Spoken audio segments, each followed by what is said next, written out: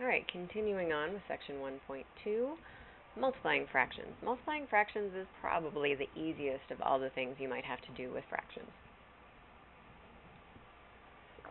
And that is because all you have to do is multiply across the top and multiply across the bottom and then reduce your answer. So that's one other thing. I want you to try to get used to putting parentheses when you're multiplying. Don't use the X sign because we use X in algebra a lot and that can get confusing.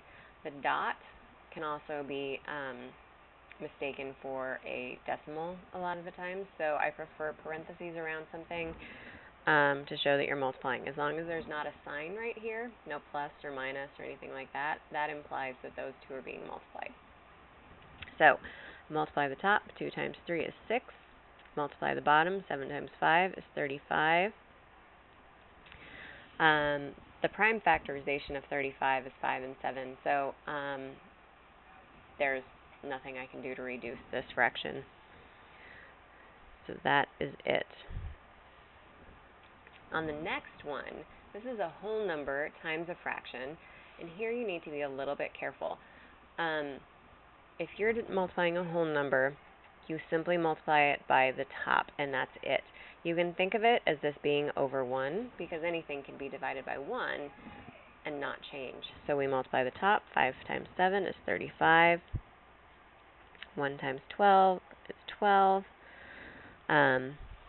The prime factorization of 35 is 5 and 7. We already knew that from the last one, so we can't reduce this one any further, because 12 is not divisible by 5 or by 7. Part C, multiply the top. 2 times 9 is 18. 3 times 4 is 12. This one can be reduced. So if we look at 18 and 12, I'm going to look at this in terms of both of those are divisible by 3. The other thing you can think of is this being the prime factorization. We already know we're multiplying 2 times 9, so 2, and then the prime factorization of 9 is 3 and 3. 12 is divisible by 2 and 3 and, sorry, lost my train of thought.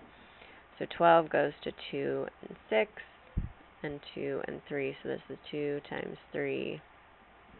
Goodness gracious, 2 times 2 times 3. And of course, after I told you not to use the dots for multiplication, I went ahead and used them. I'll get more consistent with that. So the 2's divide out, as do those 3's, and I'm left with 3 over 2, both of which are prime numbers, so that cannot be reduced further. The other thing I could note is that 18 and 12 are both divisible by 3, both divisible by 6. So 18 divided by 6 gives me 3. 12 divided by 6 gives me 2, so 3 over 2. Whichever way you prefer to reduce that is fine.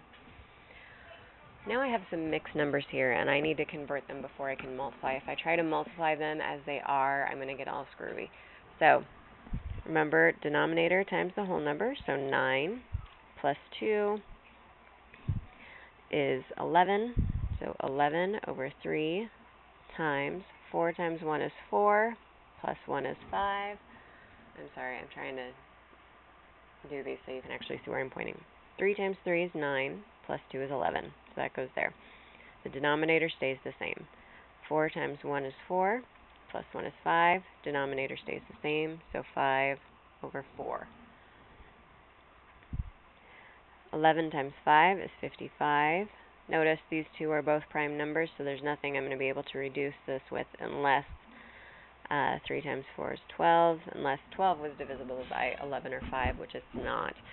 So 55 over 12 is as good as I'm going to get because I don't like mixed numbers, so I'm not going to put it as a mixed number.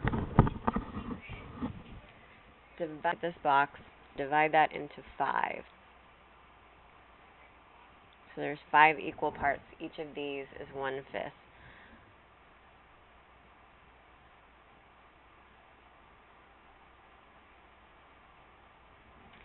So 1, 2, 3, 4 of these. That shaded region is 4/5. Now I want to divide that into 1/10. tenths. So if I look at each of these sections, if I split each of those in half,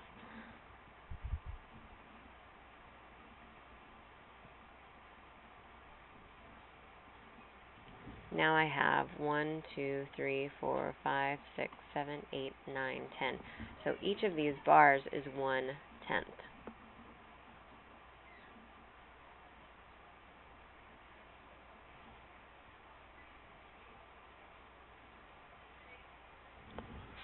So the shaded region is now 1, 2, 3, 4, 5, 6, 7, 8.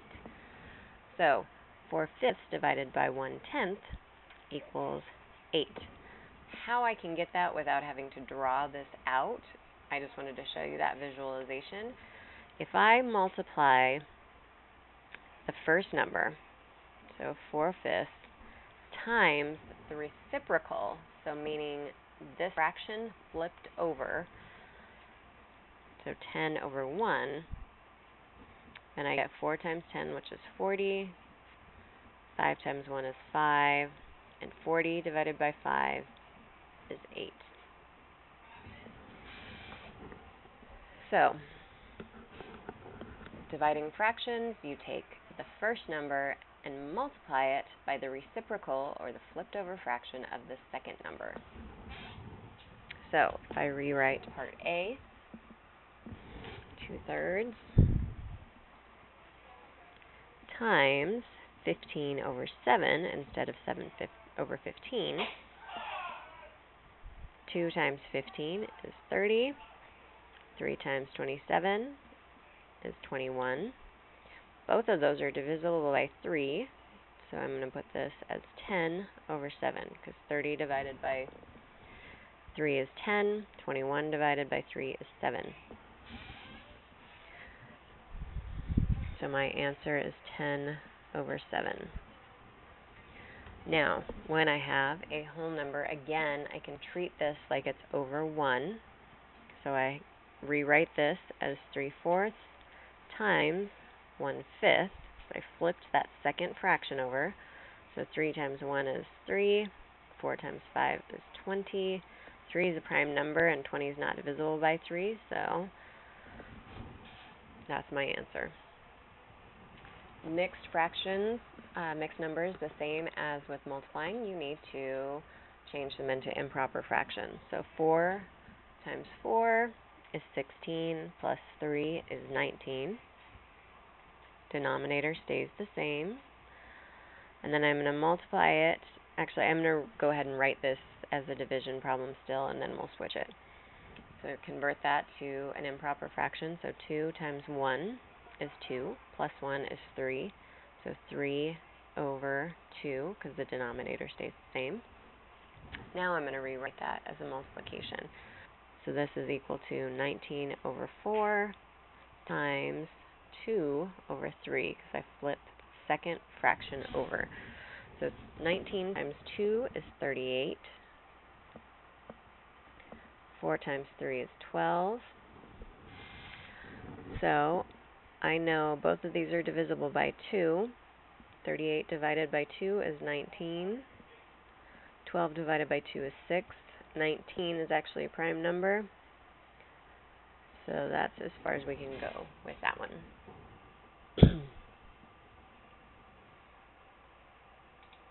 And I'm going to go ahead and end this video here. We'll move on to section 3, adding and subtracting fractions.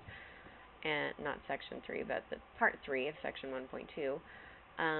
Adding and subtracting fractions, and then determining if a number is an answer to an equation